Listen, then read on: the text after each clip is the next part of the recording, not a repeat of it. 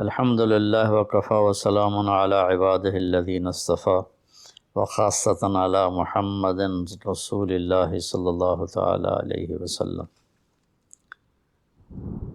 اما بعد فاعوذ باللہ من الشیطان الرجیم، بسم اللہ الرحمن الرحیم۔ وکذالک جعلناکم امۃ وسطا لتکونوا شہداء علی الناس، اور ہم نے تمہیں اعتدال والی امت بنایا تاکہ تم دنیا کے لوگوں کے سامنے گواہی دے سکو۔ یہ ایک آیت کا ٹکڑا میں نے پڑھا ہے۔ روزانہ کی تلاوت میں سارا قرآن تو بیان نہیں ہو سکتا، جو آیت پیش کرنی زیادہ ضروری ہوتی ہے اس کو میں کوشش کرتا ہوں ہائی لائٹ کر دوں۔ اس میں اللہ نے ہمیں زندگی گزارنے کا ایک پیمانہ دے دیا، ایک ترازو دے دیا ہے کہ ہم نے تمہیں اعتدال والی امت بنایا ہے۔ اس کی میں مثال دیتا ہوں، جیسے پہلے زمانے میں ترازو ہوتے تھے، اب تو ڈیجیٹل آ گئے۔ تو ترازو ہوتے تھے تو اس میں نا ایک کانٹا ہوتا تھا، یہاں ایسے کر کے، اور ادھر دو پلڑے ہوتے تھے۔ تو جب وہ کانٹا بالکل درمیان میں ہوتا تھا، نہ ادھر جھکاؤ نہ ادھر جھکاؤ، تو اس کی اس حیثیت کو اعتدال کہتے ہیں۔ ادھر چلا جائے زیادہ تو بھی شدت پسندی، ادھر چلا جائے زیادہ تو بھی شدت پسندی۔ یوں ہو جائے دین میں بہت زیادہ، یہ بھی اللہ کو پسند نہیں۔ ایسے ہو جائے دنیا میں بہت زیادہ، یہ بھی اللہ کو پسند نہیں۔ اللہ تعالیٰ فرماتے ہیں کہ اپنی زندگی میں عدل پیدا کرو، انصاف پیدا کرو، اعتدال پیدا کرو، کہ جب دنیا میں لگو تو ایسے نہ لگو کہ تمہیں آخرت بھول جائے، تم جھوٹ کو حلال کر دو، سود کو حلال کر دو، اور سارے حرام کو کرتے چلے جاؤ کہ جی ہم تو گناہ گار ہیں، ہم تو دنیا دار ہیں۔ یہ بھی انتہا پسندی ہے، یہ اللہ کو پسند نہیں ہے۔ دنیا کی طلب ایک بڑا عمل ہے۔ اللہ کے نبی کا فرمان ہے، من طلب الدنیا حلالا، جس نے رزق حلال کمایا، جس نے دنیا کو حلال راستے سے طلب کیا، اس میں جھوٹ نہیں، اس میں دھوکہ نہیں، فراڈ نہیں، اس میں سود نہیں، اس میں ظلم اور زیادتی نہیں، اس میں وعدہ خلافی نہیں، کسی غلط چیز کی تجارت نہیں، شراب بیچتا ہے یا ڈرگز بیچتا ہے، نسل کو برباد کرتا ہے۔ تو جس نے حلال راستے سے دنیا کو کمایا، استعفافاً عن المسئلہ، کہ مجھے مانگنا نہ پڑے لوگوں سے، میں خوددار بن کے زندگی گزاروں، سعیاً علی اہلہ، اپنے بچوں پہ خرچ کرنے کے لیے کہ وہ عزت کی زندگی گزاریں، تعطفاً علی جارہ، اپنے آس پاس کے غریب لوگوں پر خرچ کرنے کے لیے، جو صبح بازار جاتا ہے اور اپنی جاب پر جاتا ہے، اپنی مزدوری پر جاتا ہے، وہ ریڑھی پر بیٹھتا ہے یا بہت بڑے پروجیکٹ کے آفس میں بیٹھتا ہے، اگر یہ چار باتیں اس کے اندر ہیں، حلال کماتا ہے، جابین رشوت نہیں لیتا، غلط کام نہیں کرتا، کسی کی فائل نہیں روکتا، بچوں پہ خرچ کرنے کے لیے اور پڑوسیوں کو نوازنے کے لیے، غریب پڑوسیوں پر خرچ کرنے کے لیے اور سوال سے بچنے کے لیے جو دنیا کو کماتا ہے، تو اب آپ خوشخبری سنیں، لقی اللہ تعالی یوم القیامہ وجہہ مثل القمر لیلۃ البدر، قیامت کے دن وہ اللہ سے ایسے ملے گا کہ اس کا چہرہ 14ویں رات کے چاند کی طرح چمکتا ہوگا۔ تو ایسی دنیا کمانا بھی بندگی ہے۔ ریاکاری کے نفل پڑھ رہا ہو تو وہ جہنم ہے، اور ان چار شرطوں کے ساتھ دکان پہ بیٹھا ہو، آفس میں بیٹھا ہو، ریڑھی پہ بیٹھا ہو، تو وہ جنت کا راستہ ہے، اللہ کو اتنا پسند ہے، کیونکہ اس میں درمیانی راستہ ہے، اعتدال والا راستہ ہے۔ اب اس میں انتہا پسندی کیا ہے؟ دوسری حدیث پیش کرتا ہوں، تعس عبد الدینار وعبد الدرهم وعبد القطيفة تعس وانتكس وإذا شيك فلن تقش إن أعطي رضي وإن لم يعطى سخط. آپ نے فرمایا دینار کا چاہنے والا، دینار کا غلام چاہت تو سب کی ہے، سونے کا غلام ہلاک ہو جائے، چاندی کا غلام ہلاک ہو جائے. اللہ نے کائناتی معیشت کو، اکانومی کو سونے چاندی کے گرد گھمایا ہے، یہ اللہ کی اپنی قدرت ہے. تو اب یہ انتہا پسندی آ رہی ہے. جس نے آپ نے کہا ہلاک ہو جاتا ایسا کون؟ عبد الدینار، سونے کا غلام، چاندی کا غلام، اور زیب و زینت کا غلام، اسیسریز کا غلام، کہ حلال رزق میں ایسی نہیں مل رہا تو چلو کوئی ڈنڈی مار لو، کوئی رشوت لے لو، کوئی جھوٹ بول کے سودا بیچ لو. یہ ہے تو اس کے لیے آپ نے بد دعا فرمائی. یہ بخاری شریف کی روایت ہے. آپ رحمۃ اللہ علیہ عالمین ہو کر آپ بد دعا فرما رہے ہیں کہ ایسے لوگ، چونکہ یہ لوگ جب دنیا میں جاتے ہیں تو اوروں کے حقوق مارتے ہیں. اوروں جو رشوت لیتا ہے، وہ رشوت دینے والا پتہ نہیں کن مشکلوں سے اپنے کام کے لیے پہنچا ہوتا ہے. جس کو یہ دھوکہ دے کے مال بیچ دیتا ہے، وہ پتہ نہیں کتنی مشکلوں سے پیسہ بنا کے مال لینے آتا ہے، اس کو یہ 2 نمبر ٹکا دیتا ہے. اس لیے ان کے لیے بد دعا فرمائی کہ یہ معاشرے کے لیے ناسور لوگ ہیں، چاہے یہ کتنے ہی نامور ہوں، لیکن یہ معاشرے کے لیے ایک عذاب ہیں، ایک مصیبت ہے. تو دنیا میں بھی چلو تو درمیانہ راستہ اختیار کرو، اتنے نہ کھب جاؤ میرے بھائیو کہ ٹوائلٹ میں بھی سودے ہو رہے ہوتے ہیں. پیشاب کرتے ہوئے، ابھی میں کراچی سے لوٹا تو لاہور ایئرپورٹ پر میں وضو کرنے گیا تو پیچھے جو پیشاب کرنے کی جگہ ہوتی، وہاں ایک آدمی کھڑا ہوا، گردن کے ساتھ اس نے موبائل پکڑا ہوا تھا اور بولے جا رہا تھا، بولے جا رہا تھا، بولے جا رہا تھا. یہ بھی کوئی زندگی نہیں ہے. کھانا بھی کھا رہے ہیں اور سودا بھی بیچ رہے ہیں اور پیمنٹ بھی لے رہے ہیں اور سودا کر بھی رہے ہیں اور ساتھ کھانا بھی کھا رہے ہیں. تو یہ تو کھانا زہر بن جاتا ہے. دماغ کی طرف سے آرڈر جاتا ہے کہ کھانا آ گیا ہے، تیار ہو جاؤ. معدے کو آرڈر ملتا ہے، ساتھ ہی فون کی گھنٹی بجتی ہے، فون اٹھاتا ہے تو آرڈر فون کی طرف چلا جاتا ہے، معدے کو آرڈر نہیں جاتا، غذا زہر بن جاتی ہے. تو ایسی دنیا کما کے کیا کرنا جس میں آپ کی صحت ہی برباد ہو جائے اور آپ اتنے مصروف ہو جائیں کہ گھر میں آ کر بھی کوئی بچوں سے دلچسپی نہیں، بس اپنے موبائل پر یا سودے کر رہے ہیں یا موبائل پہ کوئی گیمیں کھیل رہے ہیں یا کوئی مووی دیکھ رہے ہیں یا کوئی ڈرامہ دیکھ رہے ہیں. کتنی مائیں ہیں جو اس طرح اپنے بچوں کو جھٹک دیتی ہیں، وہ ڈرامہ دیکھ رہی ہوتی ہیں یا کوئی مووی دیکھ رہی ہوتی ہیں یا کوئی کلپ دیکھ رہی ہوتی ہیں، تو بچہ آتا ہے تو اس کو ہوں ہاں کر کے ٹال دیتی ہیں.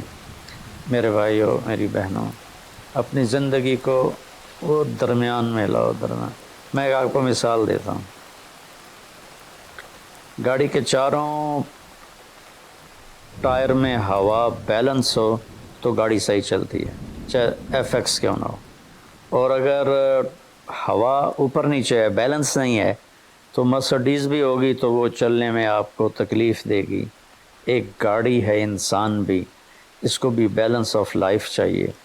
کہ گھر میں آؤ تو گھر کے ہو جاؤ، فون آف کر دو اور اپنے بچوں سے بات کرو، بیوی سے بات کرو، ان کے ساتھ بیٹھو، ان سے گپ شپ کرو اور گھر کی باتیں کرو، گھر کے مسائل ذکر کرو، باہر کے مسائل کو گیٹ پہ چھوڑ کے آ جایا کرو.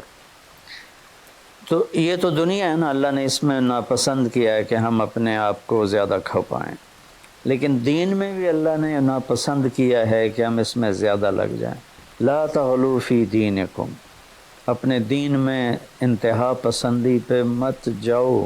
اللہ نے اپنے محبوب سے فرمایا فلا تذهب نفسک علیہم حسرات. میرے نبی، آپ ان غیر مسلموں کو تبلیغ کرتے ہوئے اتنا دکھ نہ اٹھائیں کہ آپ خود آہیں بھرتے بھرتے فوت ہو جائیں. اللہ نے اپنے نبی سے فرمایا. نماز لمبی کی تو اللہ نے اس سے منع فرما کر فرمایا کہ ما انزلنا علیک القرآن لتشقی. اللہ نے اپنے نبی سے اعتدال مانگا. لا تبسطها کل البسط، میرے نبی آپ مال خرچ کریں لیکن سارا نہ خرچ کریں، کچھ بچا کے بھی رکھیں. اللہ نے اپنے محبوب سے فرمایا. اس لیے تو اللہ نے زکوٰۃ کا نظام چلایا. تو اور ایک حدیث پیش کرتا ہوں. 3 صحابہ آئے حضرت عائشہ رضی اللہ عنہ کے پاس کہ اللہ کے نبی کی رات کیسی ہوتی ہے.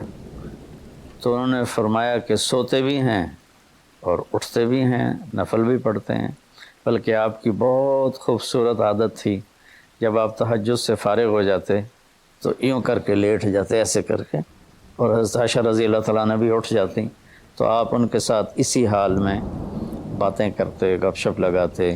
تہجد کے وقت میں اپنی بیگم سے پیار محبت کی باتیں ہو رہی ہیں، اتنے میں حضرت بلال اذان دیتے تو آپ اٹھ کے 2 رکعت سنت ادا کرتے اور نماز پڑھانے کے لیے مسجد تشریف لے جاتے تھے. تو اتنی اعتدال کی لائف تھی، ہنسی مذاق فرماتے تھے. اور حضرت عائشہ رضی اللہ عنہ کو لقمے بنا کے کھلاتے تھے، ان کو آٹا گوندھ کے دیتے رہے جب تک حضرت عائشہ رضی اللہ عنہ کو آٹا گوندھنا نہیں آیا، کہ وہ چھوٹی عمر میں ان کی شادی ہوئی تھی. تو انہوں نے جب یہ سنا تو کہنے لگے وہ تو اللہ کے نبی ہیں، وہ تو کچھ بھی نہ کریں، بخشائے ہیں، ہمیں تو کچھ کرنا چاہیے، کیا کریں؟ ایک نے کہا میں ساری رات نہیں سوؤں گا، نفل پڑھوں گا، کتنی اچھی نیت کی ہے. دوسرے نے کہا میں ساری زندگی روزے رکھوں گا، کبھی افطار نہیں کروں گا، کتنی اچھی نیت ہے. تیسرے نے کہا میں شادی نہیں کروں گا، بس اللہ کی عبادت کروں گا اور اللہ کے راستے میں جہاد کروں گا، کتنی اچھی نیت ہے. آپ کو پتہ چلا تو آپ نے تینوں کو بلا لیا. تو آپ نے ان کو ڈانٹ پلائی، تم میرے اللہ کو مجھ سے زیادہ جانتے ہو، تم میرے اللہ سے مجھ سے زیادہ ڈرتے ہو، زیادہ تقوی والے ہو. میں تم میں سب سے زیادہ اپنے اللہ کو جانتا ہوں، سب سے زیادہ اللہ سے ڈرتا ہوں. میں کھاتا بھی ہوں، روزہ بھی رکھتا ہوں، میں نے شادی بھی کی ہے، میں سوتا بھی ہوں اور میں جاگتا بھی ہوں. اور میں نے آپ نے تو 11 شادیاں کی، 9 بیویاں زندہ تھیں جب آپ دنیا سے تشریف لے گئے. تو آپ کی ایک خوبصورت زندگی تھی ان کے ساتھ. تو آپ نے تینوں کو ڈانٹا اور فرمایا کہ اعتدال کے ساتھ چلو. جس نے کہا میں شادی نہیں کروں گا شادی کرے، جس نے کہا میں روزہ نہیں چھوڑوں گا وہ روزہ چھوڑے. کہ مہینے میں 3 روزے رکھو، بس 13 14 15. اور جس نے کہا میں رات سوؤں گا نہیں وہ آرام بھی کرے اور اٹھے بھی سے. تو یہ زندگی اعتدال والی اللہ کو تو دین میں انتہا پسندی اچھی نہیں لگتی، اور اللہ نے اس کو رد فرمایا. ہمارے بعض نادان دوست قربانی کے نام پر پورے گھر کو اجاڑ دیتے ہیں اور انہیں احساس بھی نہیں ہوتا کہ کتنا بڑا نقصان کر رہے ہیں. سب سے بڑا تقاضا اسلامی تاریخ میں جنگ بدر کا ہے، اس سے بڑا تقاضا قیامت تک نہیں آئے گا، کہ جن کے بارے میں اللہ کے نبی کی وہ گواہی ہے جو قیامت تک کسی کے لیے نہیں. ان تہلک هذه العصابۃ فلن تعبد، میرے رب اگر آپ نے اس جماعت کو ہلاک کر دیا تو پھر آپ کا نام لینے والا کوئی نہیں بچے گا. اتنی بڑی گواہی 313 کی، اور یہ اتنا بڑا تقاضا تھا اور اتنا بڑا یہ اس وقت اہم اور ضروری کام تھا. آپ نکلے اور ذوالحلیفہ 7 میل دور ہے. جب وہاں پہنچے تو حضرت عثمان اور اسامہ رضی اللہ عنہما کو آپ نے واپس بھیج دیا کہ آپ کی بیگم حضرت رقیہ رضی اللہ تعالی عنہ وہ حضور صلی اللہ تعالی علیہ وسلم کی دوسرے نمبر کی بیٹی تھیں. حضرت زینب پہلے نمبر پر، حضرت رقیہ دوسرے نمبر پر، کلثوم تیسرے نمبر پر، حضرت فاطمہ چوتھے نمبر پر. تو بیمار ان کو چیچک نکل آیا تھا تو ان کو وہاں سے واپس بھیجا کہ جاؤ تم رقیہ کی تیمارداری کرو. وہ جنگ بدر میں شریک نہیں ہوئے، میرے نبی نے واپس کیا، لیکن جنگ بدر کے شریک صحابہ میں ان کا نام لکھوایا، دونوں کا. جب ہم بدری صحابہ کی فہرست کھولتے ہیں تو اس میں اسامہ اور عثمان رضی اللہ عنہما دونوں کا نام ذکر ہے، اور مال غنیمت میں ان کا حصہ بھی رکھا آپ نے. اتنے بڑے تقاضے کو آپ نے بیوی کی بیماری کی وجہ سے پیچھے کر دیا اور ان دونوں کو واپس بھیجا. اور رقیہ رضی اللہ عنہ کا انتقال ہو گیا جب آپ واپس تشریف لائے تو وہ دفن ہو چکی تھی، تو آپ نے ان کی قبر پہ جا کر دعا فرمائی۔ تو میرے بھائیوں، دین میں بھی اعتدال ہو، دنیا میں بھی اعتدال ہو۔ یہ رہبانیت تو نصارہ عیسائیوں میں تھی کہ شادی نہیں کرنی، نہانا نہیں، بال نہیں کٹوانے، ناخن نہیں صاف کرنے، پہلے، اب نہیں، پہلے جو قدیم عیسائی مذہب تھا۔ تو طبیعت میں اتنی شدت، غیر فطری زندگی، پھر وہ دوسرے طریقے سے اپنی خواہشات کو پورا کرتے تھے۔ تو اس سے میرے نبی نے روکا۔ بعد میں ایک ٹرینڈ چل گیا کثرت عبادت کا، لیکن وہ کوئی معیار نہیں ہے کہ فلاں بزرگ سے انہوں نے 40 سال عشاء کے وضو سے فجر کی نماز پڑھی، اور فلاں بزرگ سے انہوں نے 30 سال عشاء کے وضو سے فجر کی نماز پڑھی، اور فلاں بزرگ سے وہ 25 سال جنگل میں پھرتے رہے۔ بھلا یہ بھی کوئی دین ہے جو پیش کیا جائے؟ ہمارا دین تو پوری دنیا کو پیش کرنے کے لیے ہے۔ ان الدین عند اللہ الاسلام۔ اب اسلام ہی ایک مذہب ہے جو باقی ہے اپنی صحیح معنی میں، تو ہمیں پیش کرنا ہے لوگوں کو۔ یہ تو ہم اپنوں کو پیش نہیں کر سکتے کہ 25 سال جنگلوں کی خاک چھانتے رہے۔ یہ تو رہبانیت سے بھی کوئی آگے کی چیز ہے، لیکن یہ ان کی بزرگی کے طور پہ بیان کیا جاتا ہے۔ ایک بزرگ سے اپنے بالوں کو رسے سے باندھ لیتے تھے، رسہ اوپر چھت میں لٹکا ہوتا تھا، تو جب نماز پڑھتے پڑھتے ان کو نیند کا جھٹکا آتا تو وہ ایسے ہوتے تو وہ بالوں کو زبردستی جھٹکا پڑتا، جس سے وہ ان کی آنکھ کھل جاتی اور پھر نفلوں میں شروع ہو جاتے۔ یہ تو میرے نبی کے حکم کے خلاف ہے۔ آپ نے فرمایا تم میں کوئی عبادت میں لگے جب تک وہ بشاشت ہے اور اس کو نیند نہیں، جب نیند کا سمجھے غلبہ ہو رہا ہے نفل چھوڑ کے جا کے سو جائے۔ تو بعد میں یہ ایسی چیزیں پیدا ہوئیں کہ سارا سال روزے رکھنا، اور کبھی ایسا کہ ساری ساری رات جاگنا، یہ کوئی دین نہیں ہے، یہ وہ دین نہیں ہے جسے ہم پیش کر سکیں۔ ایک بزرگ کا انتقال ہوا تو میں تعزیت کے لیے گیا، تو ان کے بیٹے بتانے لگے کہ ہمارے والد صاحب صبح 3 بجے اٹھ کے نیچے اپنے کمرے میں آ جاتے تھے جہاں مریدین آتے تھے اور باقی جو ان کے اپنے علمی کام ہوتے تھے، اور رات 11 بجے واپس جاتے تھے۔ ساری زندگی یہ معمول رہا۔ یہ کوئی قابل ذکر بات نہیں ہے جس کو ہم بطور ایک نمونہ پیش کریں۔ میرے نبی نے اپنی زندگی کو 4 حصوں میں تقسیم کیا ہوا تھا۔ ایک حصہ لوگوں کے لیے، ایک بیوی بچوں کے لیے، ایک اپنی ذات کے کاموں کے لیے۔ آپ اپنے کپڑے خود دھوتے تھے، 9 بیویاں تھیں، آپ اپنے کپڑے خود دھوتے تھے، اور ایک حصہ آپ نے رکھا ہوا تھا اللہ کے لیے۔ تو آپ سے زیادہ مشکل لائف کسی کی نہیں، آپ سے زیادہ بڑا ذمہ دار کائنات میں کوئی نہیں۔ آپ نے زندگی کو 4 حصوں میں ڈیوائیڈ کیا ہوا تھا۔